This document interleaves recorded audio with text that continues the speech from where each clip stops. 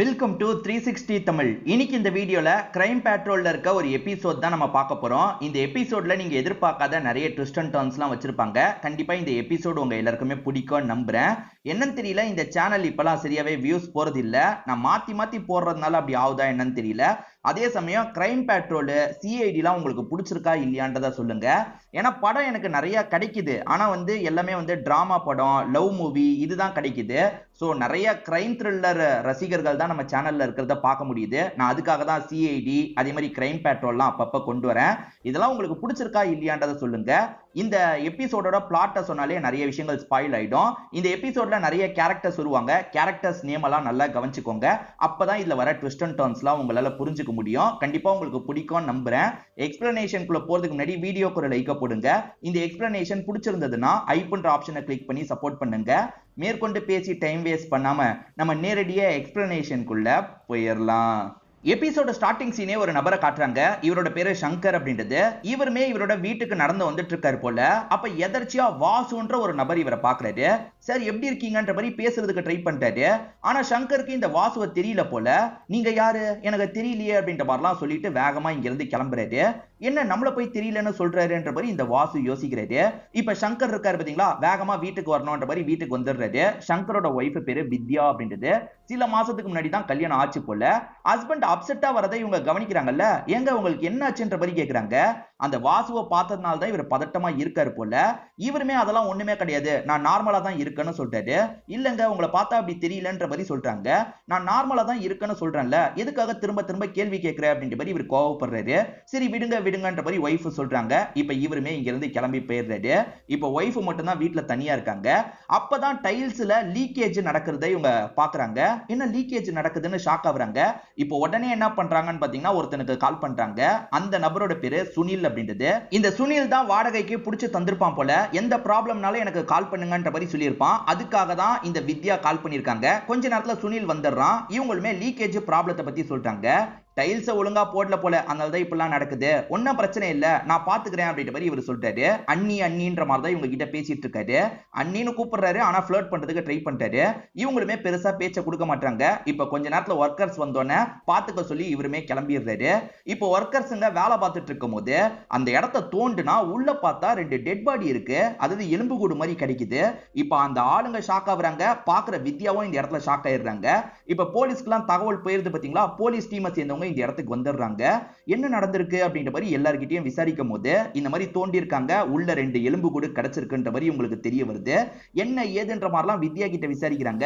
வித்யா நாங்க இப்பதான் இந்த வீட்டுக்கு குடி வந்தோம், நாங்க ஓனர்ஸ் இல்ல அப்படின்ற மாதிரிலாம் சொல்லிட்டு இருக்காங்க. சரி உங்களை பத்தி சொல்லுங்கன்னும் போது நானும் ஹஸ்பண்டும் இங்க இருக்கோன்ற மாதிரிலாம் சொல்றாங்க. யாரோட டெட் பாடியா இருக்கும், இதுக்கு முன்னாடி இருந்தவங்க தான் இப்படி பண்ணி வச்சிருக்க வாய்ப்பு இருக்குன்ற மாதிரி யோசிக்கிறாங்க. அதே சமயம் சுனிலை கூப்பிட்டு பேச ஆரம்பிக்கிறாங்க. சுனிலை பொறுத்த வரைக்கும் கடைசி 10 வருஷமாவே இங்கதான் இருக்கான். இவன் தான் வாடகைக்கு ஆளுங்களெல்லாம் பிடிச்சு தருவான் போல. இவங்கிட்ட ஓனரை பத்தி விசாரிக்கும் போது இவனுமே இப்போதைக்கு ஓனர் யாருன்றத சொல்றான். இதுக்கு முன்னாடி இருந்தவங்களை பத்தி விசாரிக்கும் போதும் அவங்களோட டீடைல் எல்லாத்தையும் ஓரளவுக்கு சொல்லிட்டு இருக்கான். இப்ப அக்கம் பக்கத்துல இருக்கவங்க கிட்ட விசாரிச்சுட்டு இருக்கும் போது இதே அபார்ட்மெண்ட்ல மேல் ஃப்ளோர்ல இருக்க வருண் அப்படின்ற ஒரு நபர் பைக்ல வந்துட்டு இருக்காரு. என்ன போலீஸுங்களாம் வந்திருக்காங்க, என்ன நடக்குது அப்படின்ற மாதிரி போலீஸுங்களை பார்த்து இவர் கொஞ்சம் பயந்துட்டு இருக்காரு. போலீஸுங்க விசாரிச்சுட்டு இருக்கும் போது இவர் பெருசா கண்டுக்காத மாதிரி இங்க இருந்து கிளம்பிடுறாரு.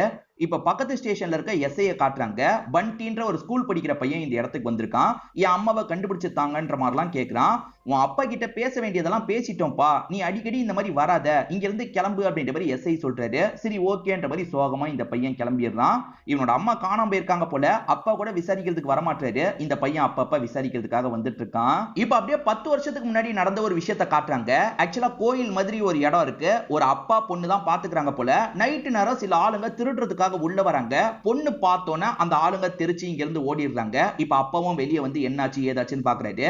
இந்த கோயில்ல திருடுறதுக்கு என்ன இருக்குன்னு வந்திருக்காங்கன்ற மாதிரி பொண்ணு கேக்குறாங்க. இந்த பொண்ணு பேரு மஞ்சு அப்படின்றது. அதுக்கு அப்பா என்ன சொல்றாருன்னா, இங்க இருக்க செலெல்லாம் ரொம்ப மதிப்பு மிக்கதுமா, அதனால தான் திருடுறதுக்காக வந்திருக்காங்க.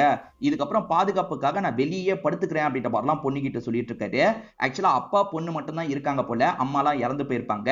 அப்பதான் இந்த கோயிலை மேனேஜ் பண்ற எல்லா வேலையும் பாத்துக்கிறாரு.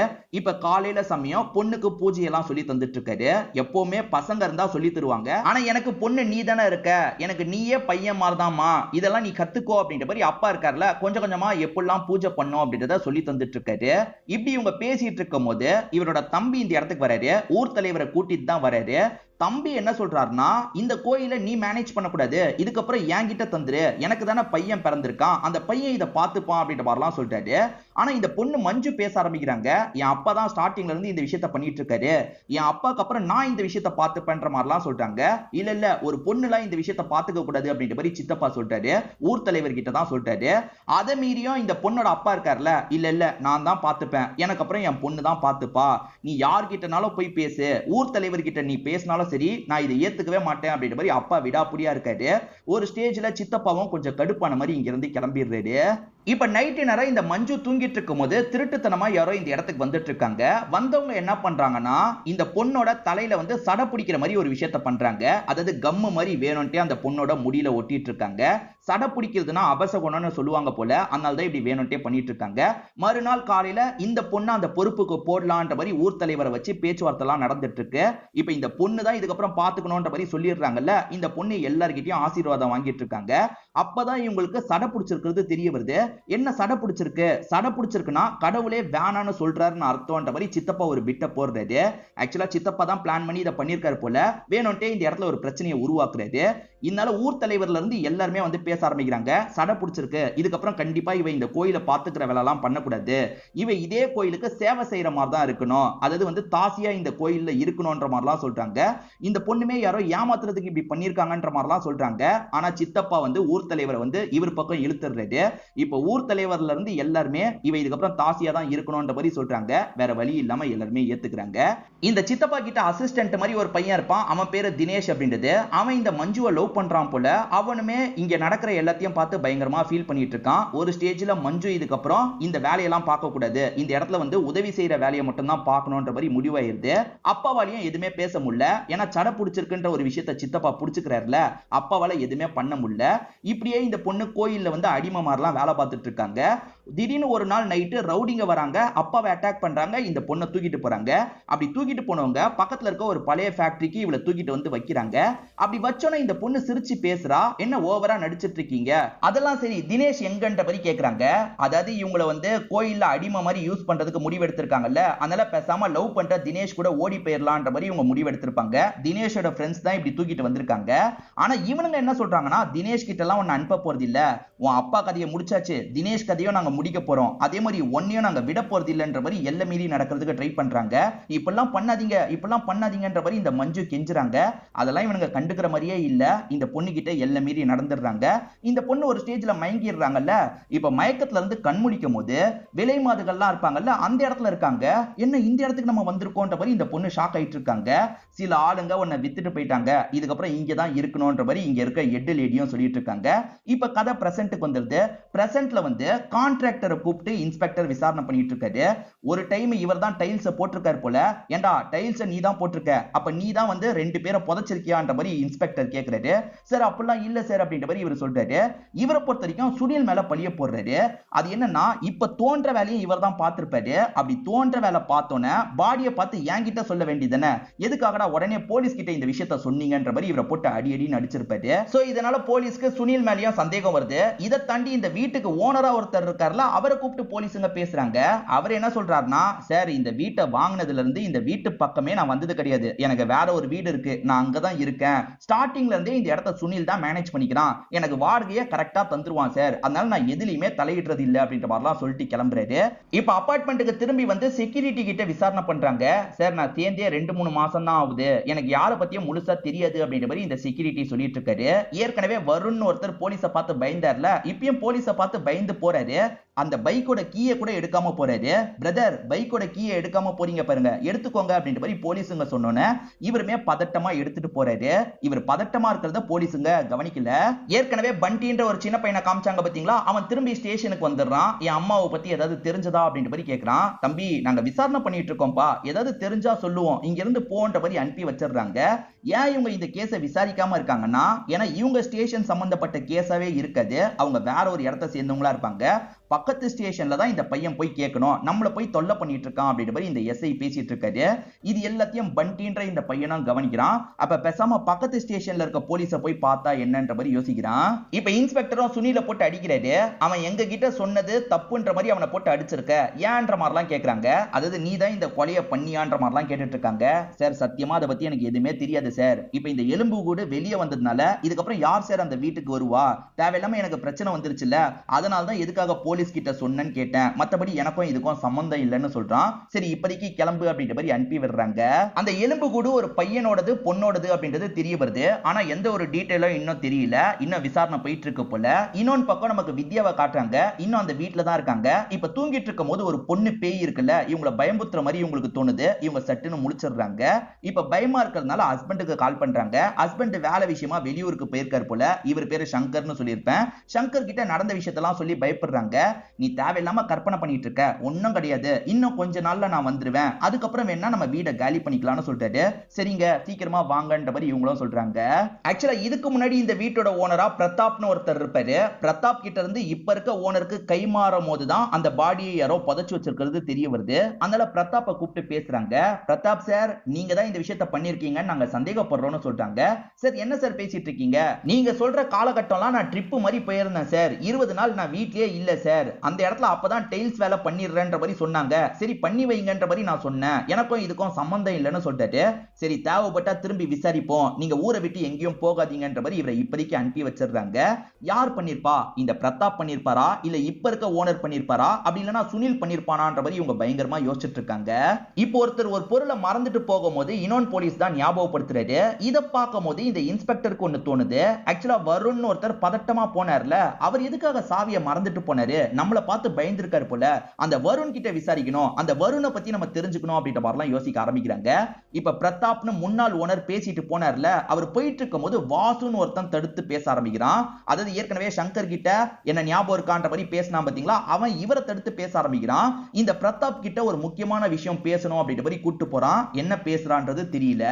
இப்ப பண்டின்ற பையன் இருக்கான் பாத்தீங்களா, இந்த ஸ்டேஷன் இன்ஸ்பெக்டரை பாக்குறதுக்காக வந்துடுறான். வந்தவன் வந்து அம்மாவை கண்டுபிடிச்சு தாங்கன்ற மாதிரிலாம் கேட்கறான். டீட்டெயிலா சொல்லுன்னு கேட்கும் போது நானும் அம்மாவும் அப்பாவும் இந்த அபார்ட்மெண்ட்ல இருந்தோம், திடீர்னு அம்மா காணாம போயிட்டாங்க அப்படின்ற மாதிரிலாம் சொல்றான். எந்த அபார்ட்மெண்ட்டை சொல்றானா, இந்த சம்பவம் நடந்திருக்கு பாத்தீங்களா அந்த அபார்ட்மெண்ட்டை சொல்றான். அந்த அபார்ட்மெண்ட்ல இருந்தீங்களா, கொஞ்சம் டீட்டெயிலா சொல்லுன்ற மாதிரி இந்த பையன் கிட்ட பேச்சு கொடுக்குறாங்க. இந்த பையன் மூலியமா எல்லாமே தெரிஞ்சுக்க முடியாதுல்ல, இந்த பையனோட அப்பாவை கூப்பிட்டு பேசணும்ன்ற மாதிரி யோசிக்கிறாங்க. அம்மா காணாம போனதுக்கு அப்பா கூட சம்பந்தமா இருக்க வாய்ப்பு இருக்கு அப்படின்ற மாதிரிலாம் யோசிக்கிறாங்க. இப்ப திரும்பி பாஸ்ட்ல நடந்த விஷயத்தை நமக்கு காட்ட ஆரம்பிக்கிறாங்க. மஞ்சுன்ற ஒரு பொண்ணு விலை மாதுவா மாறினா பாத்தீங்களா, இப்ப இவ தொழில்லாம் பண்ணிட்டு இருக்க மாதிரி காட்டுறாங்க. இவ மைண்டுக்குள்ள ஓடுற மாதிரி பிளாஷ்பேக்க காட்டுறாங்க. ஆக்சுவலா இவ இந்த இடத்துக்கு வந்ததுக்கு அப்புறம் அப்பாவும் காதலனும் இறந்து போயிட்டதா நியூஸ் பேப்பர்ல படிச்சிருப்பா. பயங்கரமா ஃபீல் பண்ணிருப்பா. நீ ஃபீல் பண்ணி எதுவும் ஆக போறது இல்ல, இந்த இடத்துக்கு நீ பழகிக்கோ, அப்பதான் நீ சர்வைவ் ஆக முடியும்ன்ற மாதிரி இங்க இருக்க லேடி சொல்லியிருப்பாங்க. அப்படிதான் இவளுமே கொஞ்சம் கொஞ்சமா இந்த வேலையில பழக ஆரம்பிச்சிருப்பா. அப்படிதான் இங்க ஒரு கஸ்டமர் கிட்ட எல்லாம் இவ போயிட்டு இருக்கான்ற மாதிரி நமக்கு காட்டுறாங்க. கலெக்ட் ஆகிற காசெல்லாம் இங்க இருக்க லேடி கிட்ட தந்துடணும் போல. இவளுமே கலெக்ட் ஆன காசெல்லாம் தந்துட்டு இருக்கா. அப்பன்னு பார்த்து இவளோட பாய் ஃப்ரெண்டை இவ பாக்குறா. அவனோட பேரு தினேஷ்னு சொல்லியிருப்பேன். தினேஷும் இறந்து போயிட்டான் அப்படின்ற மாதிரி தான் இவங்க நியூஸ் பேப்பர்ல படிச்சிருப்பாங்க. அப்ப தினேஷ் சாவல போலியே அப்படின்ற மாதிரி இவங்களுக்கு தோணுது. தினேஷ் அதுக்குள்ள கிளம்பி போயிடுறாரு. இப்ப பண்டியோட அப்பாவை காட்டுறாங்க. இவரோட பேரு தீபக் அப்படின்றது. உங்க ஒய்ஃப் மிஸ் ஆயிட்டாங்களே, நீங்க தான் இதுக்கு பின்னாடி இருக்கீங்களா அப்படின்ற மாதிரிலாம் கேட்கும் போது, சார் நீங்க நினைக்கிற மாதிரிலாம் இல்ல சார், எல்லாத்தையும் நான் தெளிவா சொல்லிடுறேன்ற மாதிரி இவருமே ஒரு விஷயத்தை சொல்ல ஆரம்பிக்கிறாரு. அது என்னன்னா, ஒரு நாள் தீபக் வேலையை முடிச்சுட்டு வீட்டுக்கு வந்துட்டு இருக்கும் போது ஒய்ஃப் இருக்காங்கல்ல, வேற ஒரு நபர் கூட நெருக்கமா இருக்காங்க. இத பாக்குற தீபக் தூக்கி வாரி போட்டுருது. ஒரு ஸ்டேஜ்ல நெருக்கமா இருக்க நபர் கிளம்பி போயிடுறாரு. ஒய்ஃப் கிட்ட இவர் ரொம்பலாம் கோவப்பட மாட்டாரு. நமக்கு ஒரு பையன் இருக்கான், அவனுக்கு தெரிஞ்சா என்ன நினைப்பான், இதுக்கப்புறமா இதை ஸ்டாப் பண்ணிடு அப்படின்ற மாதிரிலாம் சொல்லிட்டாரு. ஒய்ஃப் பையன் கிட்ட பாசமா நடந்துக்கிறாங்க. ஆனா உங்க கூட சேர்ந்து வாழ எனக்கு விருப்பம் இல்ல, நான் சீக்கிரமே அவர் கூட போயிட போறேன் அப்படின்ற மாதிரி சொல்லியிருப்பாங்க. ஒரு ஸ்டேஜ்ல அவர் கூட இங்க இருந்து கிளம்பியே போயிருப்பாங்க. இத பையன் கிட்ட சொல்ல முடியாதுல்ல, அதனால அம்மா காணோன்ற மாதிரி போய் சொல்லியிருப்பாரு. ஃபார்மாலிட்டிக்காக ஒரு கம்ப்ளைண்ட் மட்டும் கொடுத்திருப்பாரு. ஆனா போலீஸுங்க இவரை நம்ப மாட்டாங்க. ஒருவேளை அந்த கள்ள காதலனையும் ஒய்ஃபையும் கொன்னு கீழ இருக்க அந்த இடத்துல புதைச்சு வச்சிட்டீங்களா அப்படின்ற மாதிரி கேக்குறாங்க. சார் என்ன சார் சொல்றீங்க, நான் அந்த மாதிரிலாம் எதுவுமே பண்ணலன்ற மாதிரி சொல்றாரு. ஆனா இவர் சொல்றதை நம்ப முடியாது. டைல்ஸ் வேலை நடக்கும் போது இவர் கூட சாவடிச்சு அந்த இடத்துல புதைச்சு வச்சிருக்க வாய்ப்பு இருக்குன்னு நினைக்கிறாங்க. அந்த வீட்டுல வித்யான்றவங்க தானே குடியிருக்காங்க. அவங்க ரொம்ப பயந்து போயிருக்காங்க போல. இப்ப செக் பண்ற டாக்டருமே முடிஞ்ச அளவுக்கு சீக்கிரமா இங்க இருந்து கூட்டு போயிடுங்க, இங்க நடந்ததை நினைச்சு ஃபீல் பண்றாங்க போல அப்படின்னு அப்படின்ற மாதிரி சொல்லிட்டாரு. சரி ஓகேன்ற மாதிரி இந்த ஹஸ்பண்ட் சங்கரும் ஏத்துக்கிறாரு. இப்ப சங்கர் இன்ஸ்பெக்டர் கிட்ட நிலைமைய சொல்றாரு. சார் சீக்கிரமா நாங்க கிளம்பணும் சார், நீங்க போக கூடாதுன்னு வேற சொல்லியிருக்கீங்க, எங்களுக்கு போறதுக்கு பர்மிஷன் தாங்க சார்னு கேக்குறாரு. சரி நீங்க எங்க போறீங்கன்றத சொல்லுங்க, தேவைப்பட்டா அந்த இடத்துக்கும் வந்து விசாரிப்போம் அப்படின்ற மாதிரி இன்ஸ்பெக்டர் சொல்றாரு. ஆக்சுவலா இவங்கள பொறுத்த வரைக்கும் மேல் வீட்டுல இருக்க வருண் மேல சந்தேகப்பட்டிருப்பாங்க. அந்த ஆளு நம்மள பார்த்து பயப்படுறாருன்னா அவர் கூட இந்த விஷயத்த பண்ணிருக்கலாம்ன்ற மாதிரி சந்தேகப்பட்டிருப்பாங்க. இப்ப அவரை விசாரிக்கலாம்னு பார்த்தா அவர் வீட்டை விட்டு கிளம்பி போயிட்டாரு போல. எங்க போனாருன்றதை இவங்களால கண்டுபிடிக்க முடியல. அவரை பத்தி விசாரிக்கும் போது அவரோட பிசினஸ் பார்ட்னரும் அவங்களோட மிஸ்ஸஸும் மிஸ் ஆகுறாங்க. அதாவது பிசினஸ் பார்ட்னரோட மிஸ்ஸஸ் மிஸ் ஆகுறாங்க. இவர் ஒருவேளை ரெண்டு பேரையும் சாவடிச்சு இந்த இடத்துல புதைச்சிருப்பாரா அப்படின்ற மாதிரி இவங்க யோசிக்க ஆரம்பிக்கிறாங்க. அதுக்கு முதல்ல அவர் மாட்டணும்ல, சீக்கிரமா அவரை கண்டுபிடிக்கணும்னு நினைக்கிறாங்க. யாரு பண்ணியிருந்தாலும் சரி அந்த சுனில் ஹெல்ப் இல்லாம இதை பண்ண முடியாது. ஏன்னா சுனில் தான் வந்து அந்த டைல்ஸ் வேலையெல்லாம் ஆளுங்களை வச்சு பார்த்திருக்கான். சோ கண்டிப்பா சுனில் இதுல சம்பந்தப்பட்டிருக்க வாய்ப்பு இருக்கு. யார் இதை பண்ணியிருந்தாலும் சுனில் தான் சப்போர்ட் பண்ணியிருக்கான் அப்படின்ற மாதிரி இன்ஸ்பெக்டர் சந்தேகப்படுறாரு. திரும்பி அந்த சுனிலை கூப்பிடுங்க, விசாரிச்சா வந்து உண்மை வந்துரும்ன்ற மாதிரி சொல்லிட்டாரு. இப்ப சுனிலை போட்டு அடி அடின்னு அடிச்சிட்டு இருக்காங்க. ஒழுங்கு மரியாதையா சொல்லு, நீ இதுல சம்பந்தப்பட்டிருக்கல அப்படின்ற மாதிரி கேட்கும் போது, சார் ஆளை வச்சு நான் வேலை பார்க்கிறேன், ஆளுங்களுமே வீட்டை அப்படியே போட்டுட்டு கூட வெளியே போவாங்க சார், நானுமே அந்த இடத்துக்கே வரமாட்டேன் சார், வேலையை கொடுத்துட்டேன்னா அவங்க முடிச்சதுக்கு அப்புறம் பார்க்க தான் வருவேன் சார், சத்தியமா எனக்கும் இதுக்கும் சம்பந்தமே இல்லைன்ற மாதிரி இவன் சொல்லிட்டு இருக்கான். இவங்க மேற்கொண்டு விசாரிச்சுட்டு இருக்கும் போது சுனில் ஒரு உண்மையை சொல்றான். அதாவது பிரதாப் அந்த வீட்டுல இருக்கும் போது தானே அந்த வேலைலாம் நடந்தது. பிரதாப் என்ன சொல்லியிருப்பாருன்னா, இன்னைக்கு நாள் சரியில்லை, இன்னைக்கு அந்த தோன்ற வேலையெல்லாம் பார்க்க தேவையில்லைன்னு ஒரு நாள் மட்டும் நிறுத்த சொல்லியிருப்பாரு.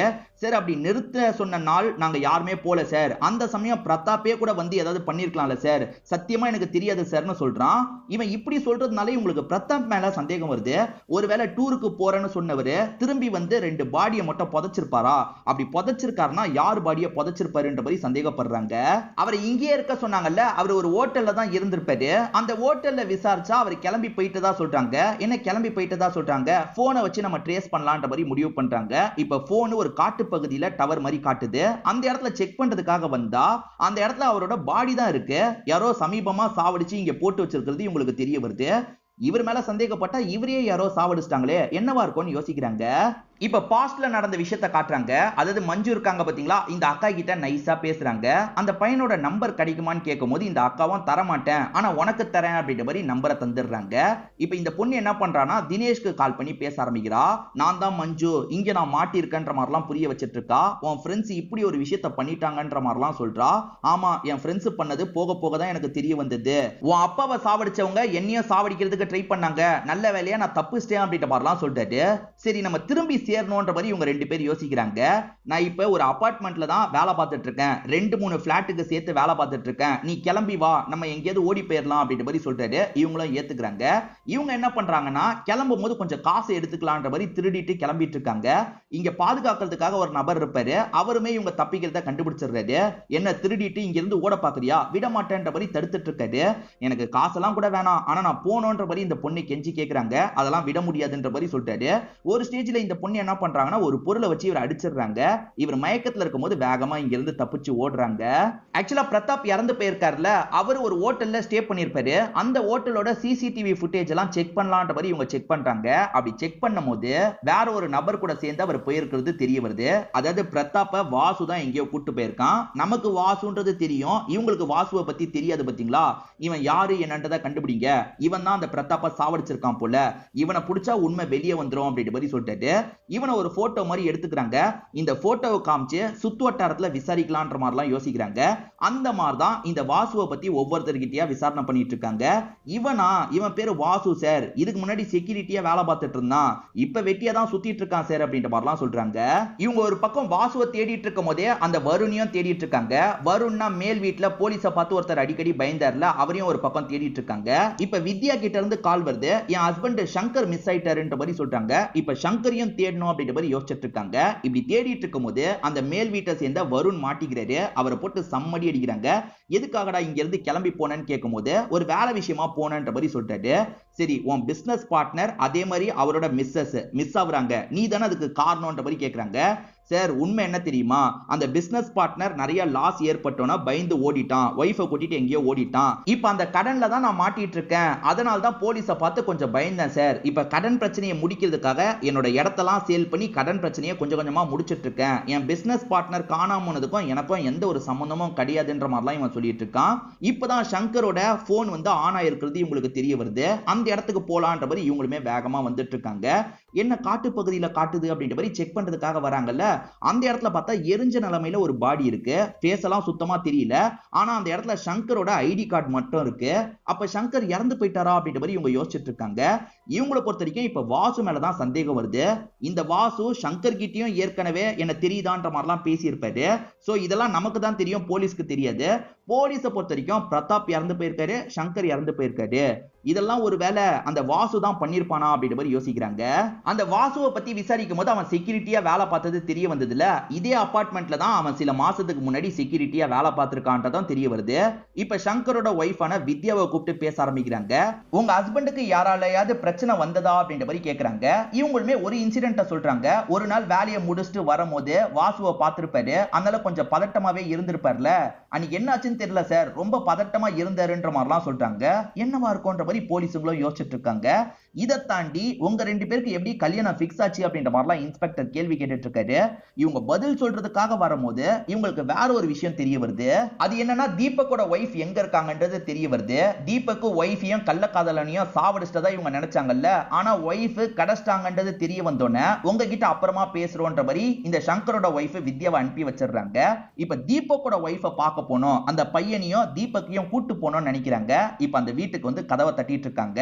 தீபக்கோட ஒய்ஃபா இருந்தாங்கல்ல, அவங்க கதவை திறக்கிறாங்க. பையனுமே அம்மா அம்மான்ற மாதிரி சொல்றான். இவங்க பையனை விட்டுட்டு வந்தாங்கல்ல, இப்ப பையனை பார்த்தோன்னா பயங்கரமா ஃபீல் பண்றாங்க. பையனை கட்டி பிடிக்கிறாங்க. பையனுமே வாங்கம்மா நம்ம வீட்டுக்கு போலான்னு சொல்றான். இவங்களுக்கு என்ன சொல்றதுன்னு தெரியல. வந்த போலீஸுங்க இருக்காங்கல்ல, உங்க பர்சனல் விஷயத்துலலாம் நாங்க தலையிட விரும்பல, உங்க ஹஸ்பண்ட் உங்களை ஏதோ பண்ணிட்டு தான் நினைச்சோம், எதுவும் பண்ணலன்றது தெரிஞ்சிருச்சு, நாங்க கிளம்புறோன்ற மாதிரி போலீஸுங்க இங்க இருந்து கிளம்பிடுறாங்க. அன்னைக்கு வித்யா கிட்ட சரியா பேச முடியல. இப்ப திரும்பி வித்யாவை கூப்பிட்டு பேசுறாங்க.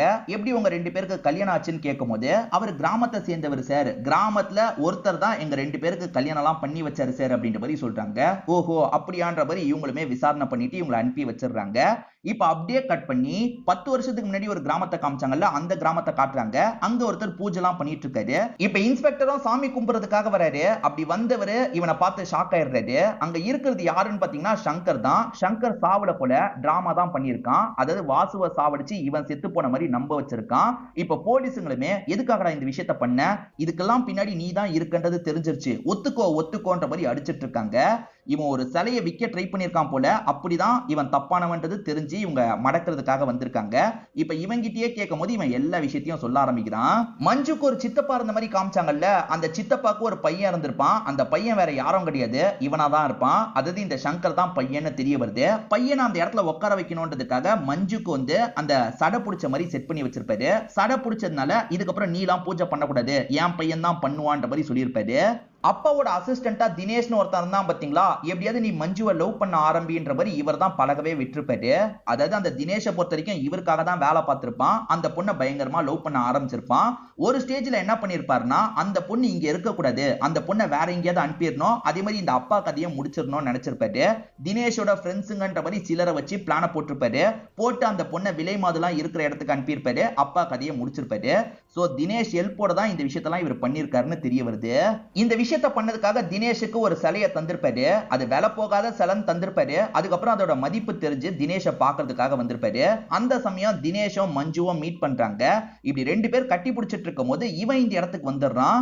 என்ன சித்தப்பா பையன் இந்த இடத்துக்கு வந்திருக்கான்ற மாதிரி இந்த மஞ்சு ஷாக் ஆகுறாங்க. இவங்க ரெண்டு பேர் பேசிக்கும் போதுதான் இவங்க ரெண்டு பேருமே கூட்டு கலவானீங்கன்னு தெரிய வருது. தினேஷ், அப்ப இதுக்கெல்லாம் நீயும் காரணமா அப்படின்ற மாதிரி மஞ்சு கோவப்படுறாங்க. இங்க இருந்து தப்பிச்சு போய் எல்லாருக்கும் உண்மையை சொல்லலாம்னு நினைக்கிறாங்க. ஆனா அதுக்குள்ள இந்த சங்கர் இருக்கான் பாத்தீங்களா, இங்க இருந்து நீ எங்கேயும் போக முடியாது அப்படின்ற மாதிரி சாவடிச்சிடறான். சாவடிச்சவன் அவன் கிட்ட வந்து சிலையை தானு திரும்பி கேட்கிறான். சிலை மதிப்பு மிக்கதா மாறிடுச்சு போல, அதனால தான் கேட்கிறான்றதை அவன் புரிஞ்சுக்கிட்டு தரமாட்டேன்னு சொல்றான். தரப்பொரியா இல்லையான்ற மாதிரி அடிக்கவே அவனுமே அந்த இடத்துல செத்து போயிடுவான். சோ ரெண்டு பேரையும் இவர் சாவடிச்சுட்டு என்ன பண்றதுன்னு தெரியாம முடிக்கிறாருல, இங்கே நம்ம புதைச்சிடலான்ற மாதிரி யோசிச்சிருப்பாரு. டைல்ஸ் வேலை எல்லாம் நடந்திருக்கும், ஆளுங்க வெளியே போயிருப்பாங்க. இதான் சரியான இடம்ன்ற மாதிரி இவர் அங்கேயே குழி தோண்டி புதைச்சிருப்பாரு. சோ புதைச்சவருக்கு அவன் சிலையை எங்க வச்சிருக்க வாய்ப்பு இருக்குன்ற மாதிரி ஒரு கேள்வி வருது. அவன் இங்கதான் 2-3 பிளாட்ல வேலை பார்க்கறான், இங்கதான் எங்கேயாவது சிலையை வச்சிருக்க வாய்ப்பு இருக்கு, நம்ம திருட்டுத்தனமா தேடலான்ற மாதிரி யோசிச்சிருப்பாரு. அப்படி திருட்டுத்தனமா இந்த இடத்துல தேடுறதுக்காக வந்திருப்பாரு. அப்படி தேடிட்டு இருக்கும்போது செக்யூரிட்டி இருக்கார்ல, இவரை பார்த்திருப்பாரு. அந்த செக்யூரிட்டி தான் வாசு. வாசு பார்த்தோன்னா இவன் என்ன பண்றானா, கட்டுக்கட்டா நிறைய காசெல்லாம் தந்துட்டு அங்க இருந்து கிளம்பி போயிடுறான். கொஞ்ச நாள்ல வாசுவை இந்த வேலையை விட்டுட்டு போயிடுவாரு. இவன் திரும்பி அந்த இடத்துக்கு எப்படியாவது போனோம், கல்யாணம் முடிச்சுட்டு அந்த இடத்துக்கு போலாம், அந்த இடத்துல ஒரு ஃபேமிலி மாதிரி போயிட்டு நம்ம அப்பப்ப தேடி பார்க்கலாம், நமக்கு கிடைச்சிரோன்ற மாதிரி தான் அந்த அபார்ட்மெண்ட்டுக்கு குடி வந்திருப்பான். ஒவ்வொரு வீடா இவன் தேடி பார்க்கறான்ல, ஒரு வீட்ல தான் அவன் மறைச்சு வச்சிருக்கான்றது தெரிஞ்சிரும். இந்த டைம்ல பாடி கிடைச்சது வாசுக்கு தெரிய வருது. வாசுவுமே பிரதாப்பை நிறுத்தி பேச ஆரம்பிக்கிறாரு. சார், இதுக்கெல்லாம் பின்னாடி எவன் இருப்பான்றது எனக்கு தெரியுது சார், அவன் எதுக்காக பண்றான்றதும் எனக்கு தெரியல, அதை நம்ம தெரிஞ்சுக்கலான்ற மாதிரிலாம் அந்த பிரதாப் கிட்ட இவர் பேசியிருப்பாரு. வாசு நமக்கு எதிராக சதி திட்டம் போடுறான், வாசுவும் பிரதாப்பும் உயிரோட இருக்க கூடாதுன்றதுக்காக முதல்ல பிரதாப்போட கதையை முடிச்சிருப்பாரு. அடுத்ததே வாசுவோட கதையை முடிச்சிருப்பாரு. ஆனா நம்ம இறந்து போயிட்டோம் எல்லாரையும் நம்ப வைக்கணும்ன்றதுக்காக அந்த இடத்துல இவரோட ஐடி கார்டை போட்டிருப்பாரு. அங்க எரிச்சது என்னமோ வாசுவை தான், ஆனா இவரோட ஐடி கார்டை போட்டிருப்பாரு போலீஸுங்களை கன்ஃபியூஸ் பண்றதுக்காக. அதே சமயம் இவருக்கு சிலை கிடைச்சிருச்சு, அதை விக்கிறதுக்காக ட்ரை பண்ணாரு பாத்தீங்களா, அப்பதான் போலீஸுங்க கிட்ட மாட்டியிருப்பாரு. இந்த மாதிரி ஒரு சிலையை எவனோ விக்கிறதுக்கு ட்ரை பண்றான்னு போது யாரு என்னன்னு விசாரிக்கும் போது இந்த சங்கர் தான் இருக்கான்றது தெரிய வந்திருக்கும். அது மூலியமா தான் இவன் மாட்டியிருக்கான். சோ இவன் தான் பண்ணிருக்கான்றது தெரிஞ்சிருச்சுல, உனக்கான தண்டனை கிடைக்கும்ன்ற மாதிரி சொல்றாங்க. இதோடயே இந்த எபிசோட முடிக்கிறாங்க. இந்த எபிசோட்ல வந்த ட்விஸ்ட் அண்ட் டர்ன்ஸ்லாம் கண்டிப்பா உங்களுக்கு பிடிச்சிருக்கும்னு நம்புறேன். இந்த வீடியோ உங்களுக்கு பிடிச்சிருந்ததுன்னா லைக் பண்ணுங்க, கமெண்ட் பண்ணுங்க, மறக்காம 360 தமிழ் சேனலை சப்ஸ்கிரைப் பண்ணுங்க. தொடர்ச்சியா இந்த மாதிரி வீடியோக்கள் வந்துகிட்டே தான் இருக்கும்.